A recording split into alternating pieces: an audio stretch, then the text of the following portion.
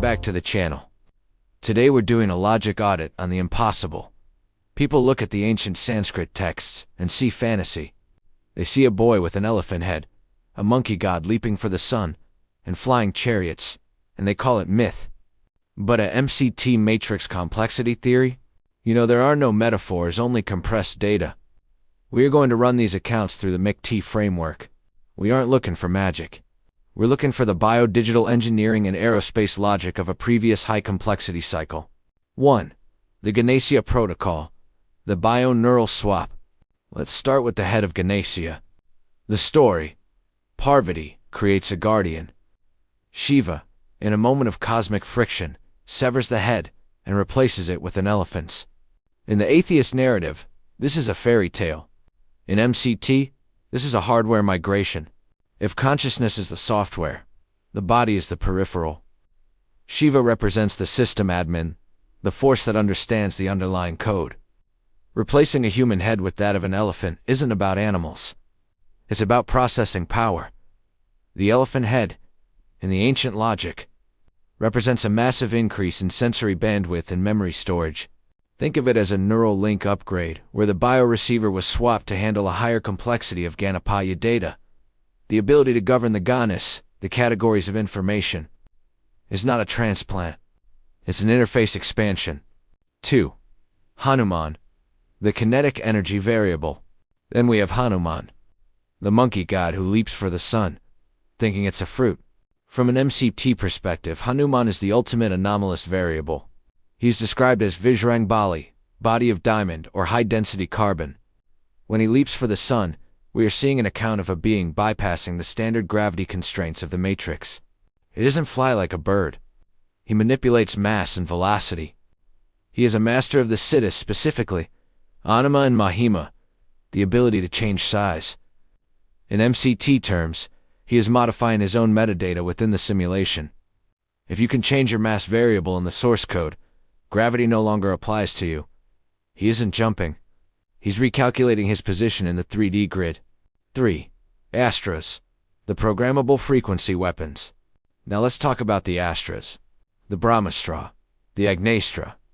The MSN calls them arrows. But read the descriptions. They require a mantra to activate.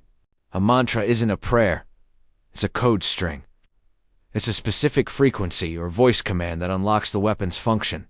The Astra is the hardware, the delivery system. The mantra is the encryption key. Under MCT, an Astra is a targeted logic bomb. It's a weapon that doesn't just explode with heat. It disrupts the complexity state of the target. It's programmable matter. Some Astras cause 12 years of drought. That's not an explosion. That's environmental code manipulation. You're changing the local weather variables via a frequency-based trigger. 4. Vimanas, the anti-gravity nodes. Finally, the Vimanas. We've seen the blueprints in the Vimana Shastra. Mercury vortex engines? Gyroscopic stabilization? The MSN scoffs because they're stuck in Newtonian physics, the primitive hardware phase. But MCT posites that space-time is a fluid information field. A Vimana doesn't push against the air. It creates a local matrix bubble. By using mercury and high-frequency sound vibration, a Vimana creates a zero-point field. It disconnects the craft from the Earth's gravity grid. It's not flying. It's hovering outside the rendered distance of standard physics. It is a mobile server moving through the data field without friction. What we call myth is simply the user manual for a version of the matrix that was running on a much more advanced kernel than the one we are in now. We are currently in the Kali Yuga, the low bandwidth, high noise era. When you see Ganesha or Hanuman or Vimana, you aren't looking at gods. You are looking at high-complexity agents who knew how to edit the script in real time. They weren't breaking the laws of physics. They just knew the developer keys. Welcome to the audit. Today, we aren't here to wonder. We are here to verify. The mainstream is a corrupted file. Mythology is the raw data dump. We use MCT to scan the logs and find the source code. Let's process the Ganesha, Hanuman, and Vimana entries. Entry 01. The Ganesha Protocol. Status: logic verified. Audit result: this is a neuro expansion. Parvati, the creative force, creates a guardian node. Shiva, the system admin, executes a forced hardware swap. By replacing a standard human head with an elephant's, the system achieves a massive increase in cognitive bandwidth. Data point. An elephant's brain contains 257 billion neurons, 3 times more than a human. The Ganesha interface isn't a face. It's a high-capacity information processor designed to remove obstacles, data bottlenecks in the system. Entry 02. Hanuman Dynamics. Status. Physics override detected. Audit result. Hanuman is a variable density agent.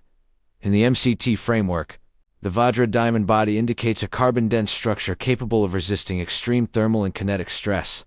Data point. His leap to the sun isn't a flight path. It's a kinetic calculation. By manipulating the anima and mahima variables micro-macro scaling, he bypasses the gravity grid of the matrix. He is an agent operating with root access to his own mass parameters. Entry 03. Astra and Vimana system. Status. High-level hardware audit. Audit result. Astras. These are code-triggered payloads. A mantra is the specific string of acoustic data required to unlock the weapon. It's frequency-based authentication. Vimanas. These are anti-gravity nodes. They utilize mercury vortex engines to create a localized null field. They don't fly through the atmosphere. They sit in a physics sandbox where drag and gravity are set to 0. Thanks for watching. Audit complete. Activating frequency. Power so